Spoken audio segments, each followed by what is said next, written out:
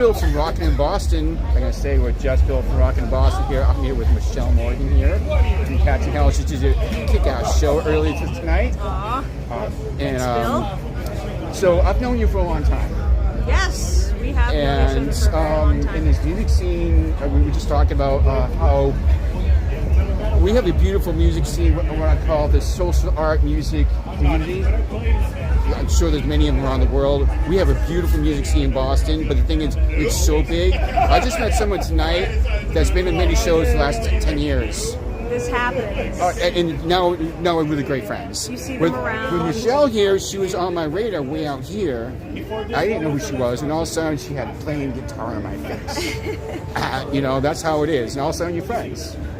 So I want to get started here, and I forgot I wrote a list of things to say, ask you, and now I'm going up the top of my head. We're just doing it live, and that's fine. But there's a couple of things I want to ask you. It's, first of all, we've been in this social scene that we all call the Boston music scene, and I have my story of getting into it. There was a time in my life I didn't know anyone, going out to shows, having bad anxiety attacks. Right. And there was one conversation I had at Hong Kong in Harvard Square about Miles Davis. Within a day, I knew a shitload of people, and it's been like this ever since. Now, I want to know about your story.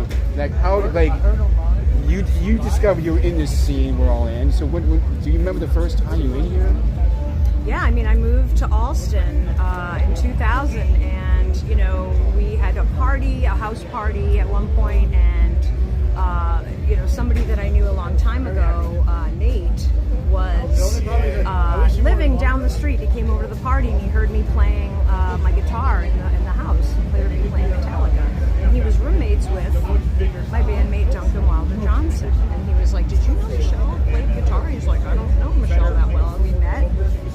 And so they invited me to start a band called Destructathon. That was my first band, and that was my first kind of foot in the scene, which was really fun. And we were a metal band for about 9 years, but I've done other, things in the scene. I was in a band called Stu Walker for a while. That was kind of like a swing electronica band, and now it's Catching Hell. So yeah, that's. So now you've been here for a while. I'll notice, when you get in the scene, it's always different. It's always brand new. But we've been in the scene for a while, right? Now, what is it like to be for you now? I am so much more comfortable in the scene. I had a crippling insecurity about, my playing. I was so new and being in the band. I was so grateful that somebody even wanted me in their band. So I feel like I'm a lot more comfortable playing on stage, playing with my bros, and just playing for the crowds. It means so much to this city. And as you know, we keep losing different clubs and bars and things like that. So it's like when we can play out in Boston, it's even that much more important.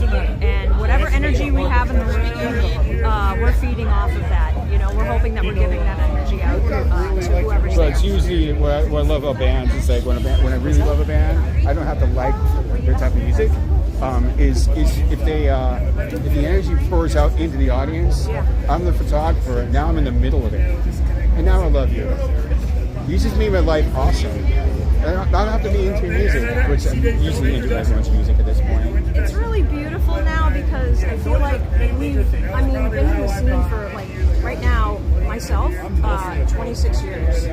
So it's met so many people, with so many friends, and like you were saying, there's certain the scene is so big and wide, and our acquaintances and our good friends, people that we only see maybe once a year, it's widened so much, and everybody is just so supportive. You feel the love, every time we're out at the show, and it's really just, I don't know, it's the best place.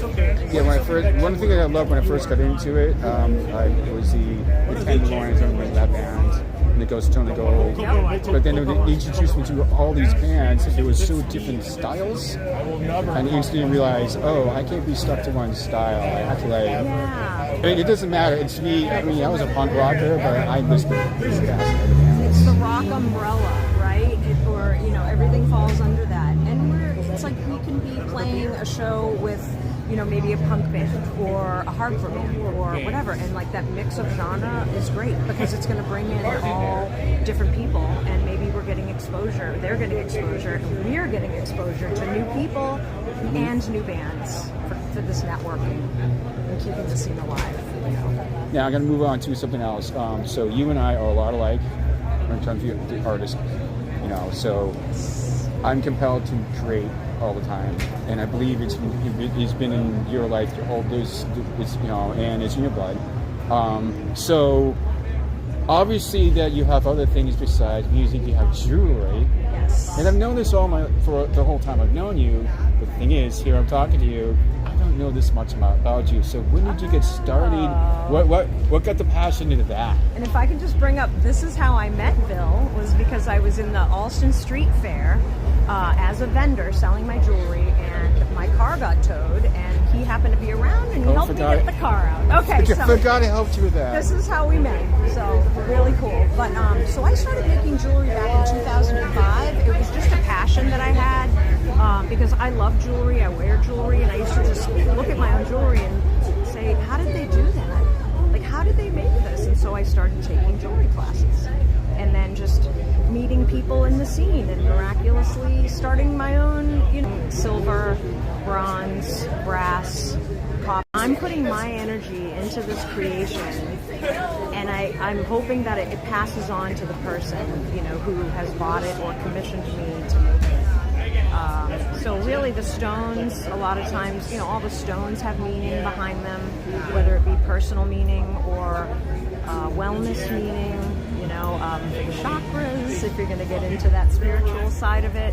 So it really encompasses a lot of what I enjoy as far as making art. You know, I love making music, but I also love working with my hands and creating something from Earth's materials, you know, into a wearable piece that people are adorning their body with, and they feel that energy and love that I put into it. So I got one more question about that. Like, what other creativity things that we all don't know? I thought that was like you were doing it when you were 5 years old. Then I find out, you know, oh, I just started when I was 2016. I was like, really? That's interesting. You know, 2005 is when I started making jewelry. Yeah, so that was a while ago. But I also, I mean, if this is a creative side, but I used to also. I haven't so much like recently, but I race Jersey Speed Skiff boats in the hydroplane inboard circuit of the American Powerboat Association. So that has been a huge part of my life. I've been involved since I was about 12 years old. Crewing, I did not know that at all. Yeah, crewing for my dad, who randomly, when I was 12, brought home a motorhome and a hydroplane and said, "Hey guys, this is what we're doing." And we're like, is that a rocket ship? What is this? You know, so we started racing and crewing for my dad, and he allowed us to learn about engines and taught us everything we know, and, you know, wrenching and, you know, putting a coupler on the engine to connect the prop shaft. Crazy 4-blade prop that will cut your hand off. It's just insane. So finally I get asked to race, and, you know, so I was on a team for a long time, a Jersey Speed Skiff, which is different than a hydroplane. It's still an inboard category, but I'm a 3-time Jersey Speed Skiff champion alongside my owner, driver, Tom Packardini. That's fantastic. I didn't know anything about that. Now I want to. It's exhilarating. Yeah, we'll have to talk about that soon. Yeah. Well, I think this interview's done very well, and my musical therapist has told me I have to start doing interviews, so here we are. Oh. So this is Michelle Morgan from Catching Hell. I'm Just Bill from Rockin' to Boston. We went live. We're just going to do it. It was a great great show tonight here at the Middle East. The next person is Gene Dante. Ooh, I got a plan for that Gene, one. I haven't seen he doesn't know him who so the plan long. is yet, but I'm going to drop it on him. I'm hugging you right now, dude. He doesn't know. He's not even watching this right now. Okay, fine. He will be. He will. He will. Hey, this is Just Bill from Rockin' Boston. I'll see you tomorrow with Joey's band tomorrow. I forget everyone's name. I'm losing my mind now. It's age. It's old age. No, it's like every week I meet new bands, so I have a hard time keeping track of whose bands right now. Anyways, Well, looking forward Just to Bill that from Rockin' Boston. See you tomorrow at the Middle East.